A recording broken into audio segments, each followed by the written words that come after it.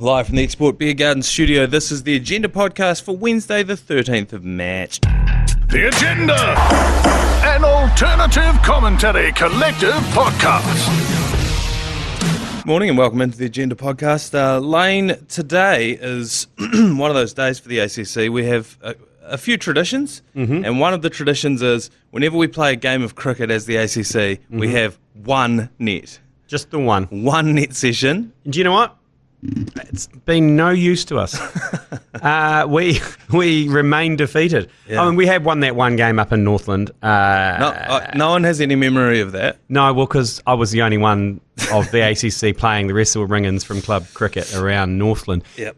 So that is the only game technically we've won. Yes. The rest of them, we have trained once, and we've lost all of them. So are you saying potentially we should train no times? Yes. I think leave our training for on the field, because I believe if you go down to the nets, and I know you're going to take Chris Keys, he's going to stand in for what is a retarded finger of Jason Hoyt.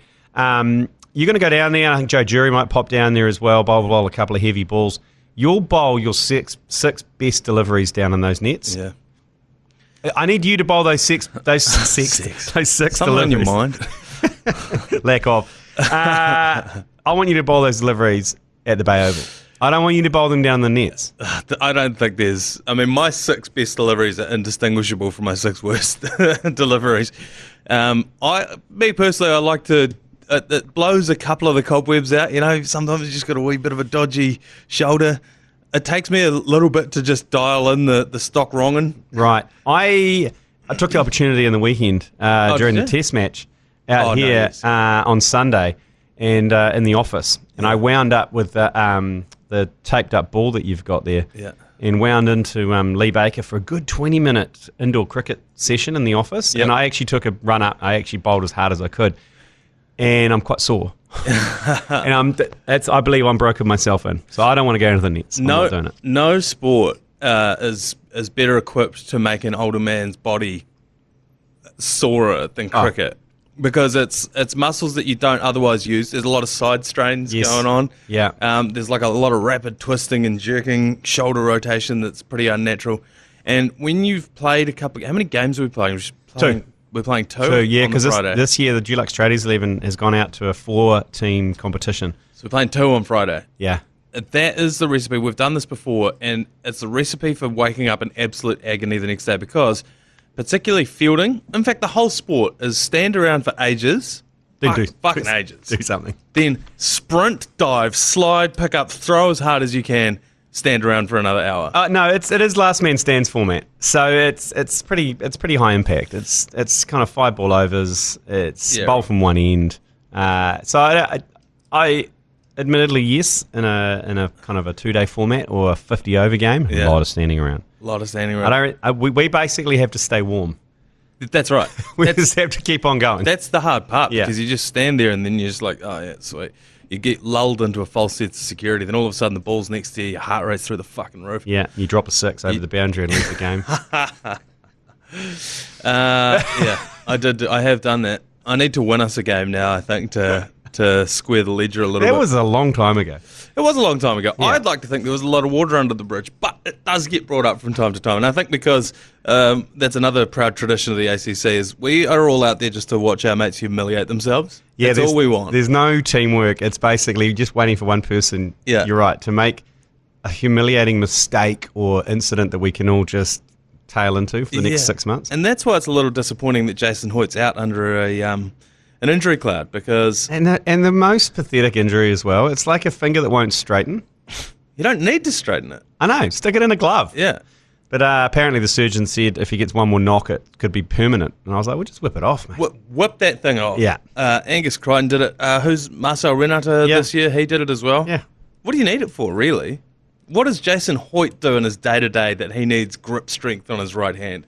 Is he felling trees? Is he shearing sheep? Fishing. I'd argue 4 fingers is better for fishing. I would too. I don't even think he does fish. Because the one fishing story that I've ever heard him tell, he's told about 1 million times. And it's every time he comes back from his batch and he says that he's been fishing off the front deck of the batch. Yeah. and that someone comes over and goes, "G'day, mate," and scares the piss out of him. And he's told me that 3 times on 3 separate occasions, as if it's happened 3 separate times. I'm going to miss him on the field. Luckily, he's still coming down, so he'll be off field. Oh, is he? He'll be off field commentating, and he's doing the big show down there. Oh, this is great. He can commentate the whole thing. Yeah, there you go. Perfect. Okay, brilliant. Sticking with cricket, I don't know. Do we want to talk any more cricket? Not really. I'm done. I mean, I know Daryl Mitchell's copped a bit of flack for that quote that we read out yesterday. Yeah. But Everyone's come out of the woodwork. everyone's come out of the woodwork, and to be honest, it's just, look, that is how they play their game. They're a positive cricket team, and Yes. they know, purely because of our resources, we're not going to win everything. We're not outgunned. Australia. We're outgunned. So, we're going to win a lot. We're going to lose a lot, potentially. But I'd rather that than us battle out a draw. If he's guilty of anything, it's internal comms being sent out externally, because that's clearly something that they talk about in the team, which is quite a common sports mindset. Yeah. It's like in basketball, you just shoot the shot and you make sure that you control everything you can. Once that ball leaves your hand, if it goes in, it goes out, whatever. You've done your part. You live or die with it. That's obviously something that they talk about within the team. He probably missed the memo of, but don't say that outwardly. Yeah. Because as fans, we want to believe that they're going out there with the sole mindset of winning, and they are. But there's so many uncontrollables, the phantom bat, all these different things that could have gone wrong. So I think if he's guilty of anything, it's that. But man, don't retired cricket players love a pile on? Oh, I think more than any other sport. especially a different generation, Yep. they love it. Like your Smitties and your Coneys, shit, they love a pile on. Yeah. They love a pile on. Well, they also have the righteousness of they actually did beat Australia in a test series back in the 80s. So they are like, we did it. So how come you... It's like, okay, you didn't have Cummins. You didn't have Stark coming in at you. Yeah, you didn't have Hazelwood coming in here, did you? You didn't have Nathan Lyon. You didn't have 4 of the best ever Australian bowlers in the top 10 coming at you, did you? That's right. So, We had Dennis Lilly. Oh, shut up. but it's like, I think with cricket, because it's actually not really a team sport. It's a collection of individual achievements. Absolutely. So none of those players really feel a sense of attachment to the team. The All Blacks always talk about the jersey. What the Black Caps don't talk about. They don't even talk about the cap. The Aussies kind of do. They talk about the baggy green and that and contributing to it. But for these cricketers, it's all just like, oh yeah, I went out and I did it. And then... Yeah, look, I mean, there is a couple of players in those 80s that, Sir Richard and Martin Crowe. Yeah. If we didn't have those two in the 80s... Yeah, I don't... Yeah. Tim Southey asked about the captaincy at the end of the year. He said, we'll see. Anything to read into that? Yeah, look, I like anything, really. I'd say, he probably takes it year by year. I don't think he's not contracted to be captain. No. And, yeah, he's like, we'll see. You don't know what's going to happen. I think, because people were trying to... That was a headline this morning in the newspapers, and I was like, okay, but if I ask you in your job, like whatever your job is, even if you're a builder, like what are you going to be doing in September? Like, I don't know. We'll see. We'll see. Especially in media. Where are you guys going to be next month? Well, we'll see. We will see. We will see. Yeah. We will see. There's just a giant guillotine hanging over, just constantly wherever you walk. There's like, you know what, like on Monty Python with the clapping horses. Yeah. There's just a guy walking around with a big guillotine just behind everyone who works in media. Sort of Damocles just waiting to drop on us. You're right. Let's bin cricket. Just quickly on rugby though, Sevu Reece was reportedly is reportedly wanted by French club Montpellier. I don't understand why this is a story. Surely every club rugby team around the world would want an All Black winger, wouldn't they? Why is this a headline? I don't know why it's headline. To me, it's because they are close to getting him. That's reading between the lines, because you can't tell me that Bath or Gloucester wouldn't want Sevu Reece as well. Everyone would want Sevu Reece. But what I think is that they're actually very close, and this is signalling they're going to get him halfway through this season. I reckon is what they're signalling.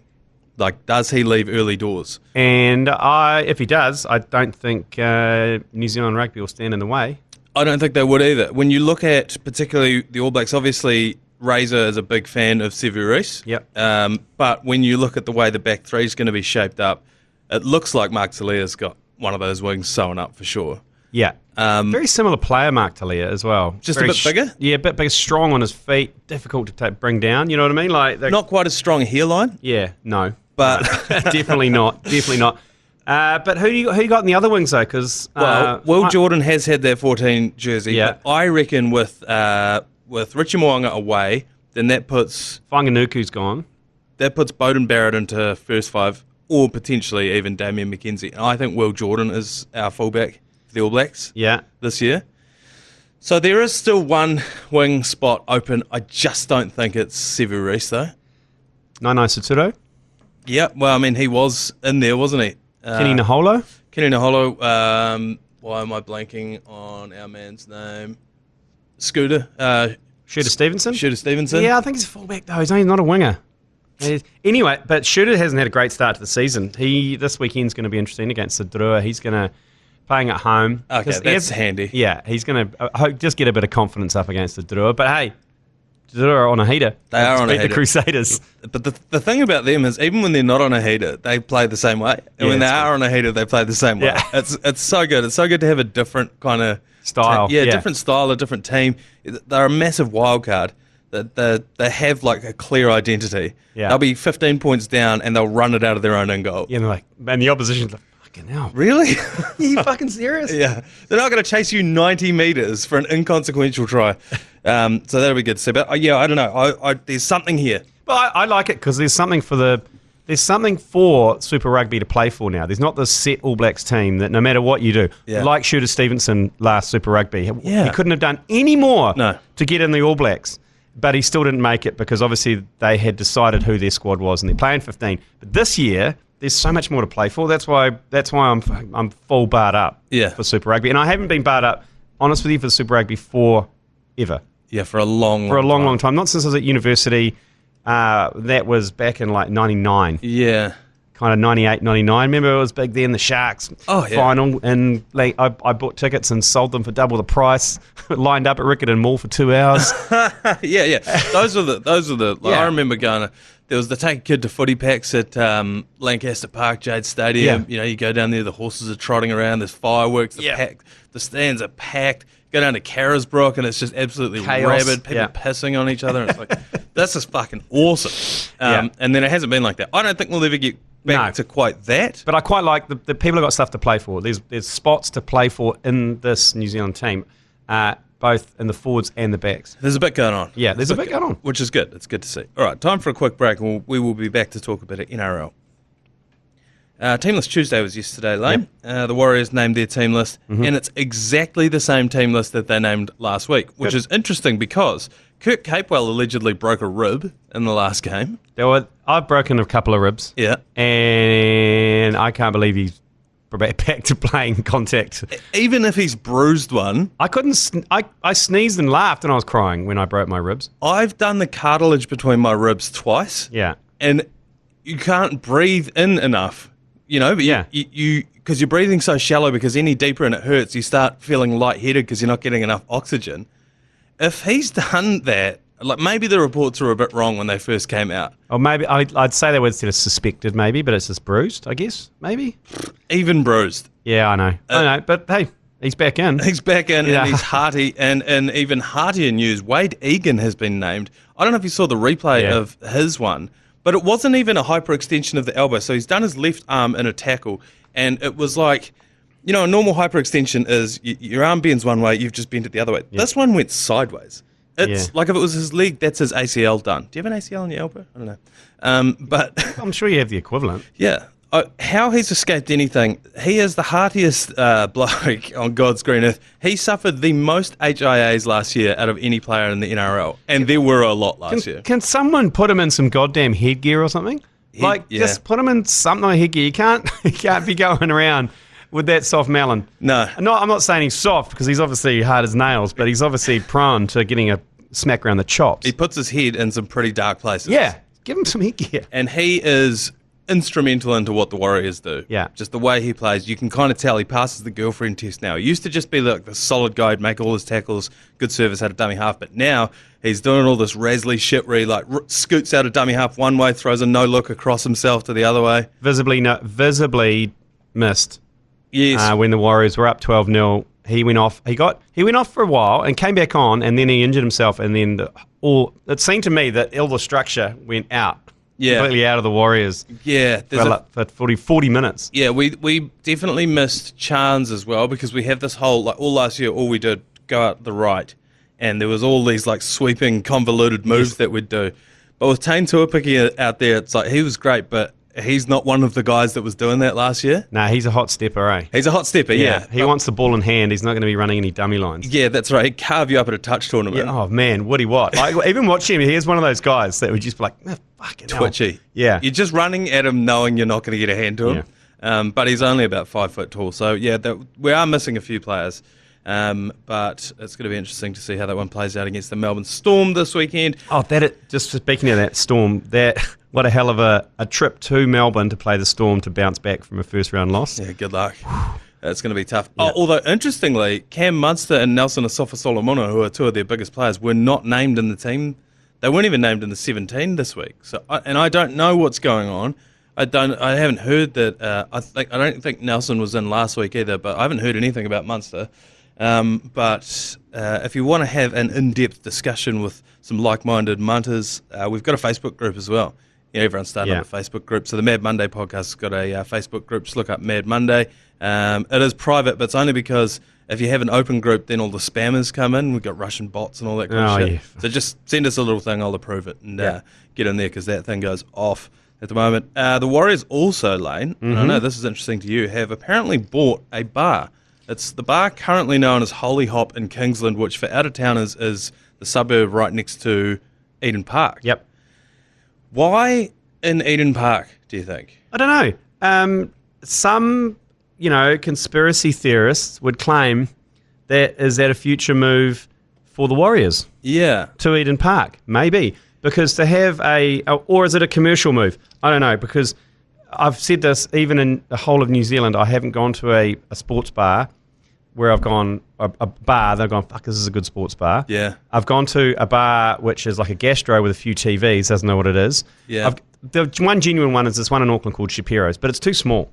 I like it, but it's just a bit too small. But it is what it is. It's written on the tin. You go in there, there's memorabilia, there's TVs everywhere, they do great burgers, fries, whatever. It's good, but it's just a bit too small. And also the booths, runs a little booth situation. So if it's you and your mates, like we've had a couple of like fantasy team meetups in there, perfect for that. But there's no vibe if you're watching a big game because you sort of need to mill about a little bit. And I want to launch the ACC Clubrooms at some stage. I've just got to find the right partner to do it. But they've beaten me to it with the Holy Hop, which is a big space, a big open space. Yeah. You could probably get, I'd say, 200 or 300 people in there. Yeah. They've already got some good screens in there. They could easily turn it into a mean sports bar. I guarantee they've got some pretty amazing merch and memorabilia that they can put around the place. However, if it's a place for fans, for Warriors fans to go to, it's a no-go. It's a no-go. I'm not going there on game day because it is not near Mount Smart Stadium. It's near a train station, but you've got to go back to Britomart and back out again. Either Britomart or you got to go to Mount Eden. So there is no straight line there. So if I'm going there, that's not going to help me in my game day experience. And if the Warriors aren't playing, why am I going to the Warriors bar? Away games? Australia? Away games, yes, that does make sense. Because what I thought when they were like, this story's been floating around for ages, and it's like the Warriors, they're going to buy a bar. And I thought, this is great. Well, they'll be going for that Caxton Street Magic Round sort of vibe where everybody's just lined up. You go, it's a whole game day thing. You go to the bars on this road, then you walk up to the game, then you enjoy the game, then you go home. It's a whole day. You block out your Saturday or your Sunday for this. There's nowhere around Mount Smart that you could do that because it's an industrial area. Yeah. I could not tell you where the nearest bar is. Like, genuinely do not know. No, and I don't think I'd go to it. But so then I was like, okay, well then what are they doing? I just don't really understand it. Maybe greater minds than ours have come up with this and they might have something going on. I am a big fan of a sports bar, a proper sports bar. And the term sports bar in New Zealand, the brand, the sports bar, is a shocker. Yeah. Because in New Zealand, a sports bar is pokies, a TAB, and some high tables and stools, and jugs of beer, and it's quiet, and it's fucking horrible. And like that, and when you go past, it's usually a rural New Zealand, and it's got sports bar, and it's a fucking dive. Yeah. It's moved on from here. You check out some of the places in America, even in Australia. Yeah. It's a sports bar. It's just a bar that's focused on sport, but has good food, good vibe, some interactive stuff. You can shoot some hoops there. They've got like a 3-on-3 court, or they've got a batting cage. Shit like that. Yeah. It's actually built, but whenever you say sports bar in New Zealand, everyone goes, ugh. Yeah, because it should just be like an afternoon out. What are you guys doing on Saturday? Let's go down the sports bar. Yeah, let's go to the ACC Clubrooms. Let's go shoot some pool. Let's go shoot some hoops there. There's a game on later on. There's a game on. There'll be NBA on or something. Got good food. Yeah. You know what I mean? Like, I do that with Shapiro's right now, but if there was an afternoon and it wasn't booked out, because invariably when there's a sports event, you can't get in there. Yeah.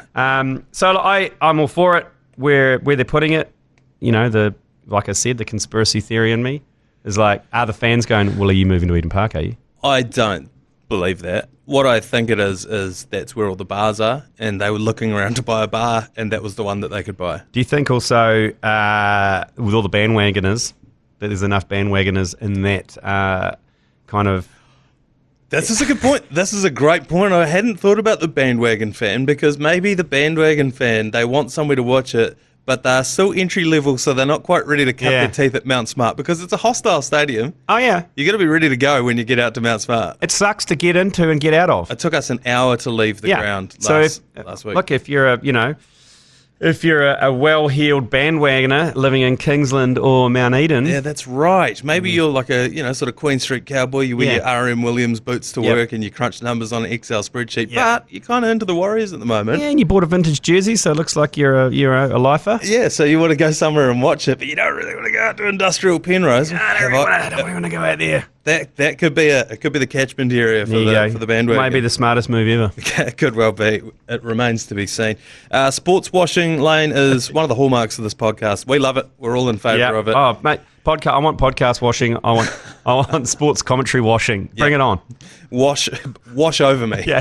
The private investment fund of Saudi Arabia, wash over me. Right now they're trying to wash over tennis at the moment. Saudi Arabia has launched a tennis takeover initiative with $3.2 billion take it or leave it offer to the powers that be. The offer is to merge the ATP and WTA and then leave the four majors separate. So your Wimbledons, your Aussie Opens. It's exactly the same as golf. It's exactly the same as golf. Yeah. So they want to take everything over and leave the US Open, the Aussie Open, the French Open, yes, and Wimbledon. Yeah. Do you understand the ATP WTA situation? You do? Well, yeah, because the Women's Tennis Association and the ATP is the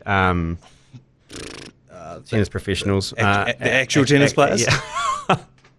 You're going to hell. No, I did some work for the ATP. Right. I think it's Association Tennis Professional. It's kind of Frenchy. I did a bit of work for ATP. They're just two separate. There's males and women's. That's all. Men's and women's. Right. What's the 1,000 and the 500 and that? That's that ATP tour thing, and then they have a players' championship at the end of the year. They're suffering from the same thing that boxing is, where no one understands who's doing what, and it's just a little confusing. So I think, out of anything, the big thing that the sports washing is doing is really simplifying sports. It's just going, hold on, what are you doing all this shit for? No. It's the same as golf, though. Golf have the Players Championship at the end of the year as well, they have the PGA Tour, then they have the Players Championship, which is not a major. They got the DP World Tour as well, yes, which is the Dubai Ports World Tour, not the other thing. Then there's the European Tour, or is that the DP? No, that's the DP, the European Tour, and then there's the PGA. You're right though. There's nothing like good sports washing just to simplify things. Yeah. I, for one, welcome all of it, and I think this could only be good for tennis, because the majors are the majors, and I think what they learned from that whole live debacle was that there's nothing like the history of those majors. You know what I mean? You can't replace that. Yes, you can make the week in, week out golf more exciting, but to win the Masters at Augusta means so much more. You could never replace that. It would take you 200 years to rebuild that kind of prestige, and I think they've figured that out now. The Saudi overlords. What's next though? Because I mean, they're pretty good, these Saudi overlords, aren't they? Because they pick global sports. Yeah. That they're played everywhere. I mean, football may be out of their league a little bit. I suppose they're pitching for the Football World Cup, aren't they, Saudi? I think what they can't. I mean, Qatar just got it. They can't overtake football globally, but I know they do own a lot of teams. So I think, for them, the sports washing for football isn't buying the whole competition; it's buying the local team, because those teams are big enough over in Europe. Yeah. That you're getting a big catchment. But for tennis, like if they buy Roger Federer, that doesn't turn Switzerland onto their side. Yeah, it's true. They've already got their fingers in the F1 pie, haven't they? Because there's a Formula One in Jeddah now. Yeah. But what's next then? Because obviously golf, tennis. What other global? What I mean, Is rugby not the third biggest? The Rugby World Cup, isn't that the third biggest sporting event in the world? viewed, yeah. I think so. So is it FIFA World Cup, Olympics, Rugby World Cup? I think that's how it goes. Cricket could be an easy one, but I guess they'll just influence India. I don't think they give a shit about influencing India. I don't think they give a shit about rugby either. They don't give a shit about any of the sports, but yeah, you're right. I don't know, maybe What else has got global significance? Basketball, no. American sport? Basketball. Yeah, that's probably the next one. The problem that they have is the NBA is doing just fine. Yeah, I know. They don't need any of the money. Could always do a little bit more. Could always do a little bit more, you know. Always do a little bit more. So that's the thing, everyone's got a price. Well, that is a good point because they say like if there was no salary caps, there's a salary cap in the NBA and it's gone through the roof the last few years. LeBron gets paid around $40 million a year, which eye-watering amounts of money. But if there was no salary cap, what would LeBron James be worth to the Lakers?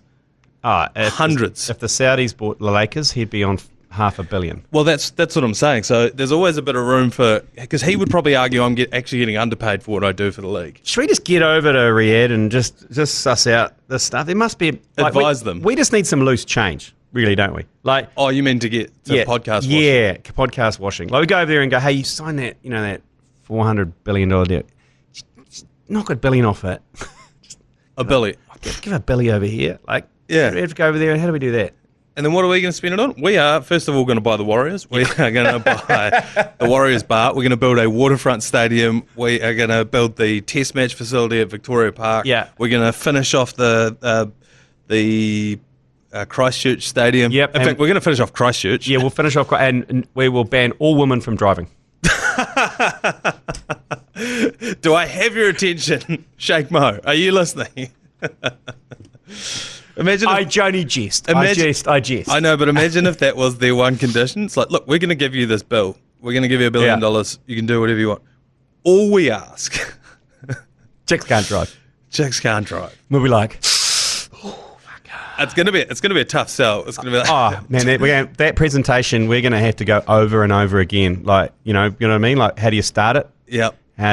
The Q&As? How's that going to go? The town halls that we're going to have to do around the country. Yeah, the FQA, the frequently asked questions, the facts, how are we going to deal with the facts? And one of the ones going to stand up initially and be like, so, in return for me not being able to drive anymore, what do I get? And we're like, a new cricket stadium for test matches? We'll chuck in a netball stadium. You can bring your thundersticks. I don't think that's tinsel wigs. Tinsel wigs for life. I don't think that's going to go well. No, I don't and I think we should stop tugging on this thread. Yeah. One more quick break, and then we will be back to mop up a few of the headlines of the day. Speaking of bars and pubs, Lane, an old Irish pub in the former Auckland Farmers Building is offering an unusual solution to the city's housing shortage. For $470 a week, you could rent a 2-bedroom flat in what was once the Muddy Farmer in the heart of the city. This is only a couple of blocks away. I'm familiar with it. I think it was a victim of that new train station that they're trying to build there, and it was basically shut off from foot traffic for years. Yeah, and now they've gone under. Now for $470, you can rent it. Rent the whole pub. I believe it's just upstairs. Because they've got photos of it, and in one of the photos, there's an airbed just in the corner of what looks like otherwise an office. Oh, grim. And it's like, does the airbed come with the rest of it? What I'm asking is, if it is the whole pub, do we rent it for $470 and move the ACC down there? Yes. Yes. Well, it's easy. Yeah, 100% we do, but not just, maybe if the whole place was available. Yeah. But also downtown, I'm not a big fan. Downtown Auckland, anyone who's come up here, a lot of people would have come up for Pink concerts and whatever concerts. Not a huge fan. Don't go to the CBD. Bit stabby. Save yourself a bit of time. Yep. Yeah. All right. Well, that sounds like that's easy. We'll move in there next week. Just before we go, Lane, let's get into another half-baked sports idea. I received this one directly into my DMs. Okay. Billy Hamilton sent this one through. Big Billy. Big Billy Hamilton, and it reads, "Yo, Seamus from Between Two Beers." Good start. Solid start from Big Billy. I have a half-baked sports idea. When you were playing a game of touch or footy, just thrown together, did you ever have last try wins? Yeah, I think we all did. Yeah. I reckon it's way better than golden point to break a draw. Nobody milking penalties or lining up a drop goal. That is a very good point because, particularly in rugby league, there's a lot of, in overtime, lying down, holding onto the back of your neck, all this kind of stuff to try and milk a penalty. To avoid things taking forever to score a try, every penalty results in the offender being sent off, opening up space for attacking rugby. And if a team can no longer put a front row together, they lose. Not a bad idea. Not a bad idea, because the worst finish to a game is that kind of penalty, the team just trying to milk a penalty, especially in rugby. It's a 1 point ball game, and you're like, oh, please don't get a penalty away. And then the arm goes out, and you're like, for what? You couldn't even see what it was. It's just two dudes wrestling around at the bottom of a ruck, and then all of a sudden... And also it puts pressure on the ref as well. The ref don't want to do that. They don't want to decide a game. Nah. That's the last thing they want to do. So I'm a big fan. And every penalty, the offender gets binned. Yeah. That'd be great. And it could be like 13 on 13. It could be sevens. Could be sevens. Yeah.